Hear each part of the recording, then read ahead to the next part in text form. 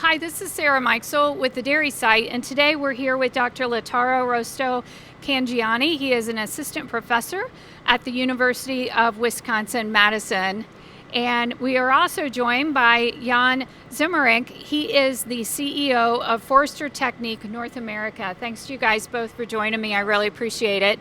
And today, we are in an unusual place today. We're on the back end of the Smart Calf Rearing Conference, and this Producer Day, part of it was held at the University of Wisconsin-Madison Calf Rearing facility. So we're, about 30 minutes north of Madison or so, right? Mm-hmm. So very good. And Dr. Cangiano, tell me about the Förster-Technik automated calf feeding system that you've installed in this facility. It's exciting stuff.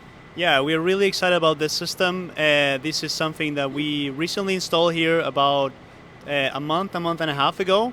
And this is a game changer for our research program, really, because it allows us to do a lot of different stuff, and we can manipulate diets a lot more, and then we can look at things a lot closer than we ever did before.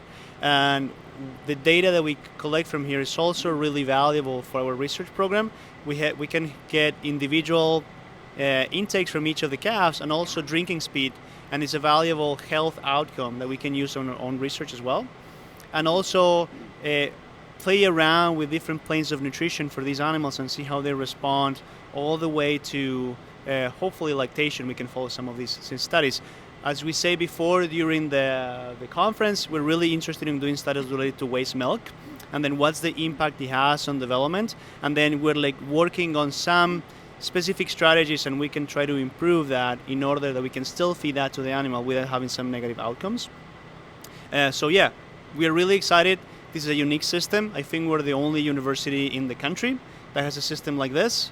We can house around 80 to 100 calves in here, and then we can get individual intake and drinking speed from every single one of them. So we're really excited about this. Very good. And what led you to the decision to install this system?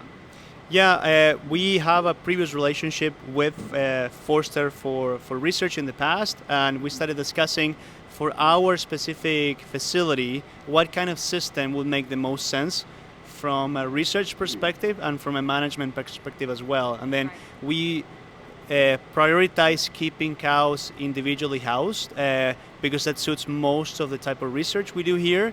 And there's really no other system that can allow for having an automated feeding system but still having individualized housing.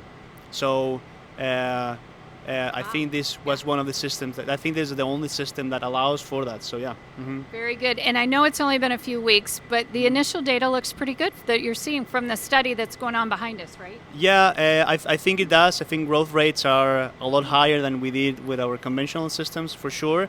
Also, something that I'm really impressed is that the calves become used to being fed on the system pretty quickly. I mean, they learn really quickly. I thought we were going to have to be there for the first feeding like the first 5 or 6 times, but I know after the second or third they're already picking it up pretty well. So we're excited with what we're seeing so far. Again, we're still learning. This is a new system in our facility, but things are looking good. I was watching the calves feed, and the ones on this side over here had already fed. They were laying down, taking their little nap, and this side, the calves were lined up just waiting for it. They knew what was coming, and so it was great to see. They were excited about it, and you could tell they knew the routine now, right? Mm-hmm. Yeah, exactly. Mm-hmm. Very good. Excellent. Well, thanks so much for sharing that with us. And Jan, we're going to shift gears and talk to you. What does a system like this offer to calf producers on the farm? We've talked about research. Now let's talk about an on-farm application. Yeah, so what you see with something like this is whatever is talk about small portions, multiple times feeding. So, and that's what we can do here. We feed the calves multiple times a day, up to 4, 5, 6, even 7 times a day. Wow. Right now here, I think we do 4 or 5 feedings, about 2.5 liters per feeding, so about 10, 12 liters per day. So that makes a lot better gain. The calves are more satisfied. And when we go on in the system, after so many days, we start weaning them off a little bit. So that's also a big advantage from before when you cut the milk off. So now the calf will either miss a feeding or we cut a half a liter off, so very slow. So that is a lot of advantage, similar to what we do in the group housing. But with a system like this, that works like that very good. Very good. And I would think too, because of the data, you're going to see when those calves are going off feed, right? If you've got a disease challenge, you might be able to see that sooner, right? Yes, correct. So you got all the data coming in. We got the consumption, we got the drinking speed, we got the visits. So, and that's all on the cloud. It's on your phones. Right. And the nice thing with like universities like this, all the students we're working with this, they can actually be on the cloud. They can all see it without making changes, so that we don't have anybody start changing stuff. So we can actually have that everybody can look at it, they see all the results, they see what they drink, you can see them live drinking, no matter where you are, but they can't make changes. So that is very good. And then the data that can all be sent to you via anything to your laptops, and you can share it, you can do anything you want. So you can analyze the data from what's been happening that day, this day. So it's very good that way. Yes. Right, and talking about data, precision feeding seems to be the way the industry is moving, right? Absolutely. We see it in Canada a lot. We see it here now. People want to do that. They want to do it. With this system, for example, you can feed the calves for a whole 8-9 weeks, but you can also say we feed them for 3 weeks on the CalfRail, then we move into groups. But it's the advantage. You got more gain, and the farmer's looking for maybe earlier lactations. We've seen that some cows now, they milk at 22, 23 weeks. Some people are talking about 15 to 17% more milk in the first lactation, so that is tremendous advantage from this system. And of course, labor is going to be a problem. Right. And I think in the future, the welfare is another one. Yeah. The consumers are going to talk about this, and they might not want to like calves in single pens. For example, in Canada, in 2031, after 4 weeks of age, the calves have to already be in groups. So that's where the future is going to be.